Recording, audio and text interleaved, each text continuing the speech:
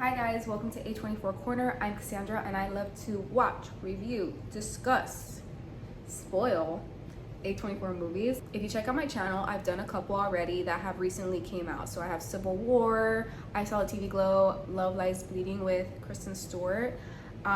Today we're gonna take a knife through my heart and talk about The Iron Claw, which, my gosh, I actually think of this movie a little too often and sob. The director of this film is Sean Durkin, and he's done a couple things that I recognize. If you're into like psychological horror, Christine, he produced that one, which was about the newscast lady who unalived herself. And then he did Dead Ringers, which I believe was on Amazon Prime or HBO, one of those. He directed a couple episodes of Dead Ringers.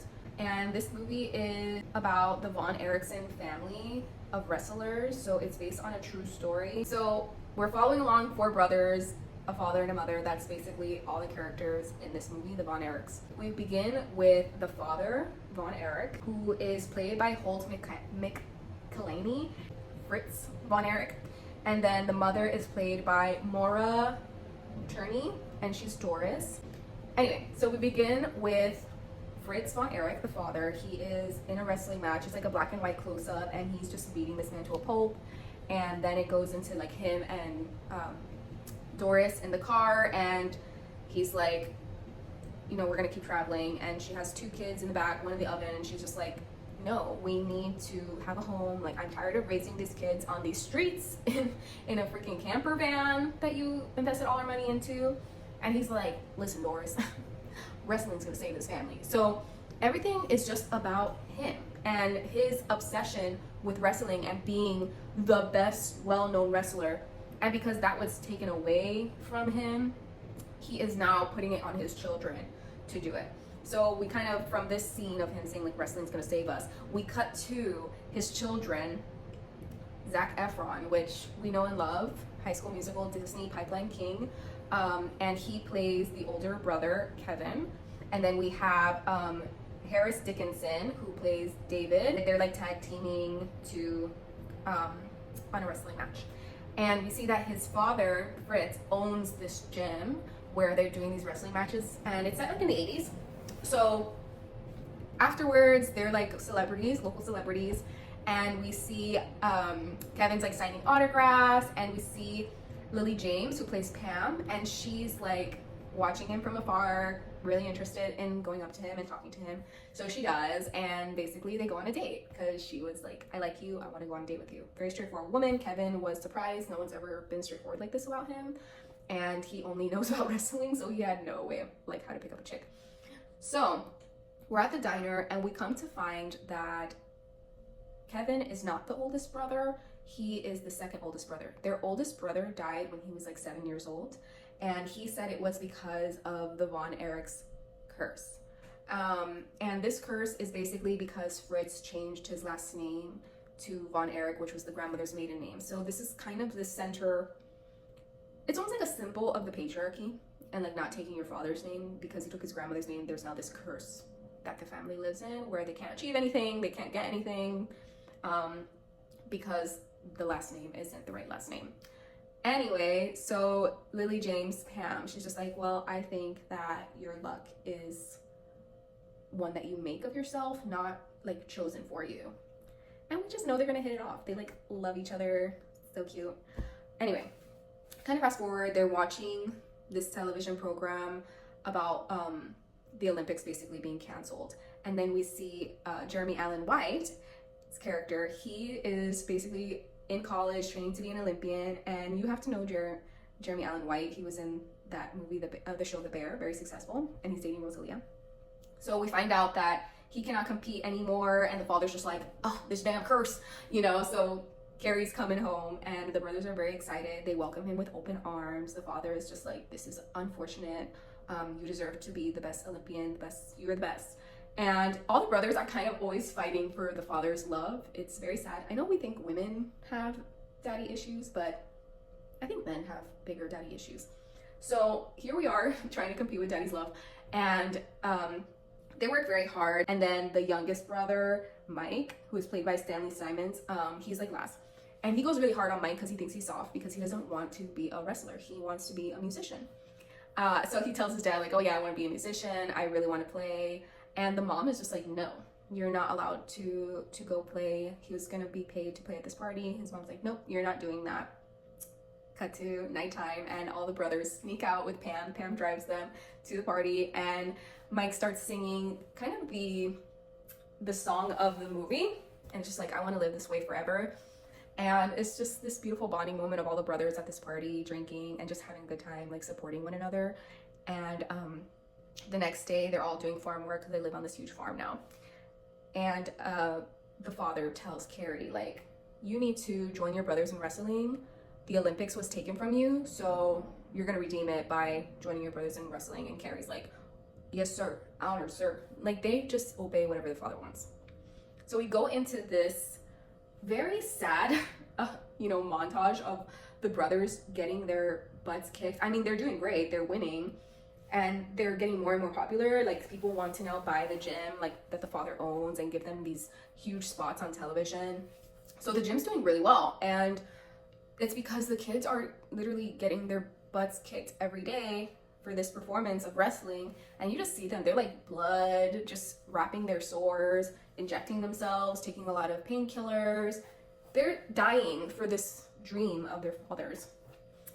And Kevin, he's kind of like the lead until he has a bad experience where he's literally thrown off of the platform that they do the wrestling in, and he lands on his back, and you can just imagine, like, the air is like sucks out of him, just the way that the music kind of fades, and you can see he's really struggling to even breathe at this point. And then he finally gets up. He gets the other guy that he was fighting gets disqualified, and he can't even speak on the microphone. But David comes in and tries to help him, and is just like, you get your butt out of here. I never want to see you again. You suck, because the guy did illegal moves. And so they're in the back, and there's this tension because father does not like that Kevin took too long to get up after he was literally body slammed off of the platform onto solid floor. And he's like, why didn't you get up? And at this point we see that the favorite went from like Kevin to David real quick. And now he's basically saying that David's gonna get more of the opportunities because he was so well spoken. And so now we see like the famous line of like, my father gave me this and now I will deliver to you the iron claw. Like, that's just their move. They have this move where they can grab someone by their head and apply so much pressure that they could like break their skull. So we have that scene. It's really nice. I don't know, it gave me the jitters when he said it. It was fun. So we see David's the new favorite, and the father's like, David, you're gonna go national. You're gonna be the Von Erich that we send nationally and then to Japan to bring us the world championship. And Kevin is obviously embarrassed by this. Like, he's the oldest brother, he should be the one getting this position. But it's getting passed to his younger brother. But Carrie's just like, you go, David. Like, I'm so excited for you, because he's a younger one, then it's Mike, right? So David is kind of fulfilling that family dream, but that doesn't mean that Kevin's not having his own dream. Like, he's getting married with Pam, and we see them at the wedding. He's super happy, everyone's very happy. And he goes to the bathroom, he hears like someone's throwing up, and he's like, it's too early for you to be throwing up. It's, who's in there? And he sees that it's David in there, and David is choking blood. And he's just like, oh no, like, you need to get this checked out. Are you okay? And he's just like, yeah, I'm fine. Like, I picked a bug up while I was traveling nationally. And he's just like, okay, well, just take care of yourself. And he makes like a joke, like, I don't think you should go to Japan, and apologizes for not being as supportive because he was jealous that he didn't get chosen to be the one to do it. And I just thought that was so heartwarming, like, to be able to just apologize to your sibling for not being that supporter because you were jealous. Like, just people who are honest about their feelings, like, make my heart melt. Why didn't Zac Efron win an Oscar? I don't know. I just feel like he was snubbed. But anyway, David goes off to Japan, and so after this, we're getting the scene of like a car coming in to the farm. And Kevin's there, he's kind of like confused, and it's a car basically saying that David has died overseas from a rupture in his intestines.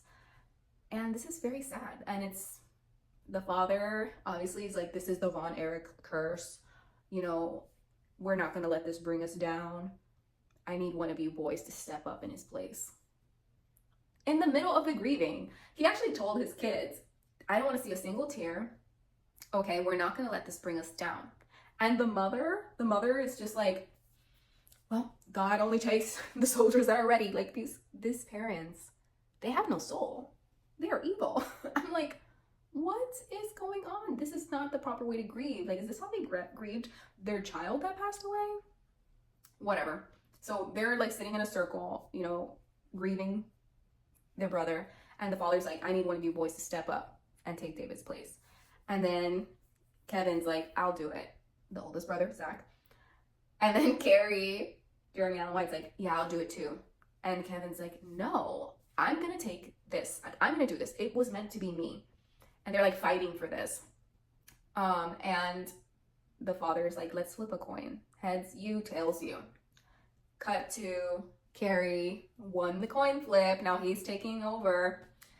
And, you know, Kevin is okay as long as everyone's happy and everyone is together, right? Like the most important part to Kevin is his family. So he's supporting his brother Carrie going through this, but Carrie's getting his butt whooped, you know, it is what it is.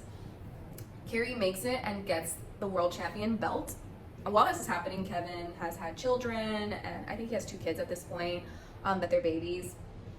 And Carrie's like, I got the world champion belt. And he's like, I'm proud of you. But this just feels like so anticlimactic at this point. We're just like, okay, he got the belt. Like, it was so anticlimactic, and I think that was the purpose of it. It's like, this belt doesn't mean as much as like the happy moments of the brothers like all together enjoying each other and like in the ring having fun. Like, this belt is nothing compared to all those things. And then Carrie's like, you know, you want to go for a ride with me? He loves riding his motorcycle. And his brother's like, no, I can't. Like, you've been drinking. Maybe you should like sit this one out. He's like, no, I'm just gonna go for a ride. So he goes for a ride, and he gets in a terrible accident that he is now with his leg cut off at the knee. So yeah, he doesn't have a leg now. So I just felt so sorry for him because he just got like this pinnacle moment, and now his leg's cut off. So guess who's next? Mike. So the father asked Mike to step up, and you know, Mike is a softie. He's a creative soul. He wants to write his music. He wants to play his guitar. He doesn't want to be a wrestler, but his father is pushing him like, you're the last one. You need to do this with Kevin. Kevin's trying to train him, really pushing him, and Kevin is kind of like embodying his father, and that's just who he thinks he's supposed to be. And so he pushes Mike to fight in a wrestling match, and Mike falls really badly and hurts his arm, and then when they had to do a surgery for his arm, it caused a complication in his brain, which then caused him to be in a coma. You guys, this is a true story. One son died from a ruptured intestine. One became handicapped from a motorcycle accident. The other gets into a coma from an arm surgery. These people are like, we're cursed. No, you need to stop wrestling. Like, the curse is your father. The curse is wrestling. Like, just stop the wrestling. So Mike is in a coma now, and Kevin's just like, what is happening? Like, Kevin just sees all his brothers like falling around him, and it's freaking him out. And Pam is like, I need your help with these kids. And he can't. Like, he is so mentally gone that he can't even help take care of his children. So once Mike gets up from this coma, he is like brain dead. He's just slow. I don't know how to explain it. There's like an interview and they ask him a question, and he's just like with his mouth open, totally brain dead. And he's suffering so much from this that he unalives himself. I'm telling you, this is so freaking sad. And Kevin is just like, oh my God, no. Like, Kevin is distraught. And the father does not care. Doris, the mother, finally has like a little emotion. She's crying because people are gonna recognize her funeral dress. She's like, I just wore this dress. I can't do this again. And Pam is like, we love you. Just wear the freaking dress. So they're crying. Her sweet youngest son just unalived himself. And it's probably also a spiritual thing for her, because earlier she had said like Jesus takes those who are ready. But when someone unalives themselves, it's like a different perspective of what happens to them after if they do that in Christian faith. So maybe that was also kind of haunting her in that moment. Like, her sweet loving son did something so like unholy. But yeah, so at this point, Kevin's like trying to help Carrie with a rope, like literally one leg, a peg leg Carrie train. And Kevin's just like, you want to get back in there? It's too soon. You're not ready. And Carrie just can't take it. He's like trying to fight him with his peg leg, and Kevin just like to the ground. And Carrie, he goes on, and Kevin kind of takes a step back, and he's like, I'm going to focus on my family and being there for my family, especially after the death of his youngest brother. So we see him kind of finally being that father figure, and picking up his kids from the bus stop, and being with his wife, and just realizing like they're outgrowing their home, and he now has inherited the gym. So he's trying to find like, why don't I have any money? Like, we've been working our asses off all of our life, and there's no money. And it's because the dad has been taking that money and doing God knows what. We don't know what he's doing, but he finds out that his dad has been taking money. So he confronts his dad. He's like, I think I'm gonna sell the gym. My family really needs money right now. And his dad's like, no, I did not give you the family business for you to just turn around and sell it. And he's like, well, I've been looking through the books. They don't make any sense. Like, we made way more money. And his dad looks at him, he goes, how dare you? You think you live here for free? That money is mine. So the dad has been taking money from his children's work. And this is why we have all these laws for kids that go into the business. Like, there's like certain child accounts that working children get, because parents will just literally abuse and use their kids to get money. And that's what he was doing. He was just using and abusing his kids and taking their money, like exploiting them. And then he's like, if you sell that business, you're never coming into this house again. And that breaks Kevin's heart. Like, he cannot imagine not having his family. Like, his family is the most important thing to him. So Carrie comes home for Christmas, and he had won like another championship. This guy is wrestling with a peg leg, okay? And he comes with this girl, this just like random like girl. He doesn't get with her. But he gives his father this very unique vintage gun. And he's like, I want you to shoot it. And his dad's like, I'm not gonna shoot it right now. And Carrie is just on edge. She's like, why don't you just shoot it? Like, it's just like a really weird moment. And he's like, chill. We're gonna have dinner. Your mom's been working on this Christmas dinner. He notices Kevin. He's like, hey, Kevin, how are you? He's like, hey, Carrie, you okay? He's like, yeah, I'm fine. But Carrie's not okay. He's lost a couple screws in here. And so they have their Christmas dinner. Next day, Kevin's in bed, like at night sleeping, and he gets a phone call, late night phone call. We hate it. And it's Carrie. And Carrie's basically saying he wants to unalive himself. And Kevin's like, I will go to you. Like, please don't unalive yourself. Like, go home. I will see you at home. I'm gonna go see you. Hangs up, calls his dad. Dad, Carrie's gonna be at home. Just keep an eye out for him. And this is something that the parents say. You boys look out for each other. Like, don't call me about your brother. You look out for your brother. This is your child. Like, this just sends me to tell your kid who just said, hey, I'm worried about my brother. I think he's gonna hurt himself. Remember my other brother that did this to himself? Like, can you just watch out for him? And the only response you get is like, no, that's your business. That's your problem. Anyway, I hate this guy. Like, I want him to die. And the mother too. They can both die together. Anyway, so next morning, Kevin's like rushing to the farm, and he sees Carrie's car with the door open. He gets out of the car, goes inside, and hears a gunshot. He was just a minute too late. And Carrie had gotten the gun that he gave to his father for Christmas, unalived himself. And while Kevin is looking at his dead brother, father comes in like, what's going on? And Kevin loses it in the best way possible. He just starts screaming at his father like, you were supposed to watch him. Why didn't you watch him? And he pushes his dad down and starts choking him. And I'm just like, freaking kill that guy. Like, I'm just like wanting him to kill his father so badly. And he's choking him, and the father's like, die. And he stops. And that is the last time he ever sees his father. He is like, screw you. All of my brothers are dead now because of you. Because you never cared. And all we did was care about you and what you wanted and what you expected and your dreams. It was all about you, And it's just like this awakening that Kevin has, and lets him live, like, to suffer with these consequences. And then we cut to a very sad moment where Carrie like walks out of the house, and he has his legs, and it's like this afterlife moment where we see him on the boat, and he's like on a boat, and he sees his brothers at the end of the dock, and it's Mike and David waiting for him, and they like hug him. They're like brothers, and they're like, where's Jackie or something, like the first son who had died at 7 years old, and then he's there like little Jack, and he's just like, oh my god, it was so sad. I don't want to cry yet. I don't want to cry because it gets even sadder. So Kevin is so over his dad's bullshit. He literally sells the gym. He's like, the guy that bought the gym was like, oh, your dad tried threatening me, all this stuff. He was saying that he would give me his farm if I didn't buy the gym from you. Like, his dad is still trying to fuck his shit up. And he's like, yeah, my dad's like that. He will never stop. Sells the gym. Now he has like all these acres of land, you know, and we cut to his dad. His dad like sees Doris. They're both psycho. And his dad's like, you know, the dad's like, Doris, where's my dinner? And she's like, oh, I didn't make any. I'm not hungry. And she's just painting. And he's like, okay. And I think that this point of the movie is trying to say like that even Doris is tired of doing everything to make him happy. Like, make your own dinner, dude. Like, I have nothing to live for at this point. All my kids are gone. You know, my only surviving child doesn't even want to speak to me because of you. Like, make your own freaking dinner. And I'm gonna get back to painting, which is something that I love. That's a dream that I stopped to have your 4 kids that you abused.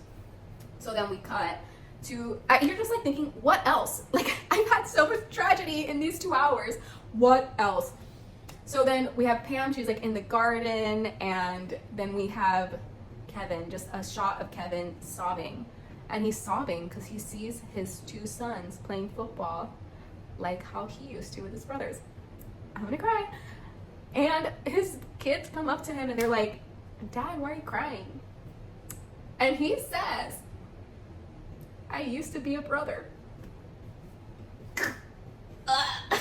Like, that was so put a knife through my heart right now. Like, I used to be a brother.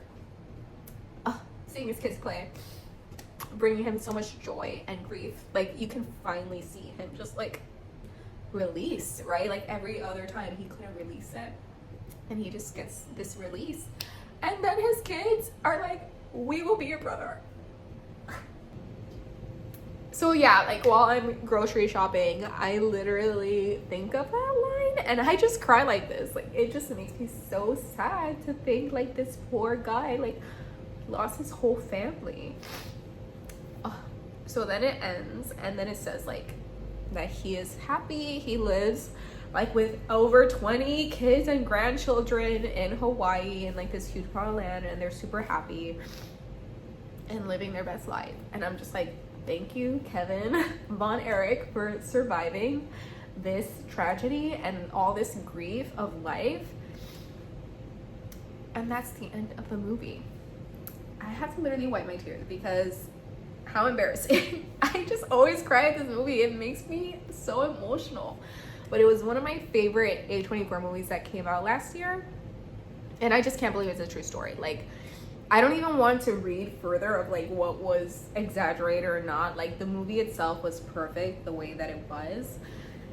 And yeah, I want to say thank you everyone who's watched my other videos and commented how they felt or whatever. Like, did you cry watching this like I do? Like, do you think about this like I do? I don't know why this movie hit me so hard. And all my siblings are alive. They're fine. But yeah, like, please like and subscribe. I hope you enjoyed this video. We'll see what I do next week. Thank you.